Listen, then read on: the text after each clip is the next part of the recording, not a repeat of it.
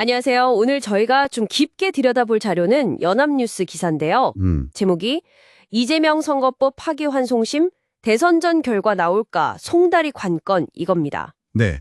이재명 후보의 공직선거법 위반 사건, 그 파기환송심 절타가 이제 다시 시작됐죠? 맞아요. 그래서 지금 가장 큰 관심사는 역시 언제 선고가 나올까. 특히 다음 달 대선 전에 결과가 나올 수 있느냐. 이거 아니겠습니까? 그렇죠.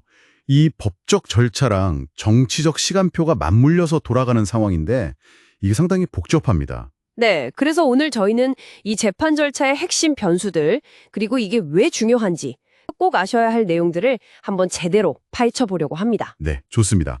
일단 서울고법 형사 7부에서 사건을 맡아서요. 오는 15일을 첫 공판기일로 잡았다고 합니다. 재판부가 좀 속도를 내는 모습이죠. 첫 기일을 바로 잡았군요. 네, 보통 파기환송심은 대법원 판단 취지대로 가는 거라 오래 걸리진 않거든요. 근데 말씀하신 대로 이번엔 변수가 좀 있습니다. 그 변수가 바로 기사 제목에도 있는 송달 문제군요. 이게 그러니까 피고인한테 소환장이 제대로 전달되어야 재판이 시작될 수 있다, 이런 거죠. 정확합니다. 특히 파기환송되고 나서 첫 기일은요, 이 소환장 송달이 필수예요. 이게 안 되면 시작을 못 합니다. 아, 그렇군요. 시작 자체가 안 되는 거네요? 네. 그래서 재판부도 이걸 아니까 과거에 서류 받는 게 좀 늦어진 사례들을 생각한 것 같아요.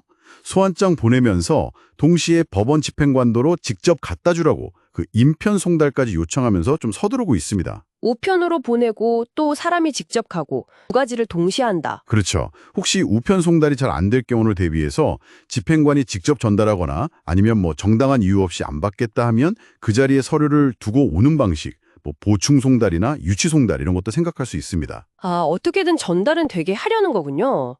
그럼 만약에 송달은 됐는데 이 후보가 출석을 안 하면 어떻게 됩니까? 재판이 계속 미뤄지나요? 그 부분도 법에 규정이 있습니다. 공직선거법에요. 적법하게 소환장을 받고도 정당한 이유 없이 안 나오면 재판부가 다시 날짜를 잡아서 소환해야 합니다. 한 번 더 기회를 주는군요. 네. 그런데 그 다음 두 번째 기일에도 정당한 이유 없이 또 안 나오면요. 그때는 피고인 없이 재판을 그냥 진행할 수 있어요.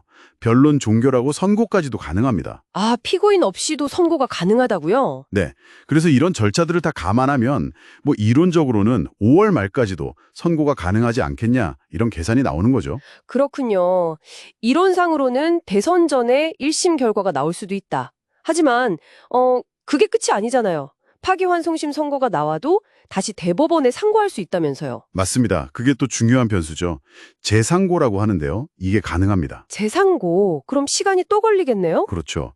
선고 나오고 7일 안에 재상고 할지 말지 결정해야 하고 또 20일 안에 이유서를 내야 하거든요. 이 기간만 봐도 사실상 대선 전에 대법원에서 최종 확정 판결이 나오는 건 물리적으로 좀 어렵다고 봐야죠. 아, 그럼 여기서 정말 중요한 지문이 나오네요. 만약에 이 후보가 대법원 확정 판결이 나기 전에 대통령에 당선된다면요. 그때는 이 재판 어떻게 되는 겁니까? 바로 그 지점에서 헌법 84조 문제가 딱 떠오릅니다. 헌법 84조요. 그게 대통령은 재직 중에 형사소출을 받지 않는다. 그거 맞죠? 네, 정확히는 대통령은 내란 또는 외환의 죄를 범한 경우를 제외하고는 재직 중 형사상의 소출을 받지 아니한다는 조항인데요. 여기서 핵심은 소추라는 말의 의미입니다. 소추, 그게 기소랑 같은 말인가요? 아니면 다른 건가요? 그게 논란인 거죠. 이 소추의 범위를 단순히 검찰이 기소하는 행위에만 한정할 거냐, 아니면 이미 기소돼서 진행 중인 재판, 즉 공소유지까지 포함하는 걸로 넓게 볼 거냐, 여기에 대한 해석이 갈립니다. 아, 그러니까 기소만 못하는 건지 아니면 진행 중인 재판도 멈춰야 하는 건지 그 해석에 따라 달라진다. 맞습니다. 만약 이 후보가 당선된 후에 재상고를 한다면 대법원이 아마 이 오랜 해석 논쟁에 대해서 입장을 정리해야 할 가능성이 높습니다. 와, 이게 정말 복잡하게 얽혀 있네요. 자, 그럼 정리를 좀 해보죠. 이 후보 재판은 첫 단계인 소환장 송달부터 시간 변수가 있고 설령 파기환송심 선고가 대선 전에 나온다고 해도 재상고 가능성 때문에 최종 확정까지는 시간이 꽤 걸릴 수 있다. 네, 그렇죠. 그리고 만약 그 사이에 이 후보가 당선되는 상황이 오면 그때는 대통령 불소추 특권이라는 아주 큰 헌법적 논쟁으로 이어질 수 있다. 이렇게 요약할 수 있겠네요. 이 복잡한 상황을 이해하시는데 좀 도움이 되셨으면 좋겠습니다. 네, 맞습니다. 법적인 절차 그 자체의 문제와 또 정치적인 일정이 아주 긴밀하게 맞물려서 돌아가는 상황이라고 보시면 됩니다.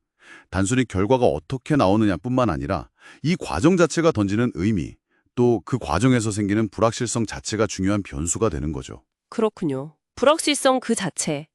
자, 그럼 오늘 저희가 짚어본 내용들을 바탕으로 한 번 더 생각해 보실 지점을 던져드리고 싶습니다. 이 재판의 최종 결과와는 별개로요. 이 결과의 불확실성 자체가 지금 대선 국면에 어떤 영향을 주고 있다고 생각하십니까?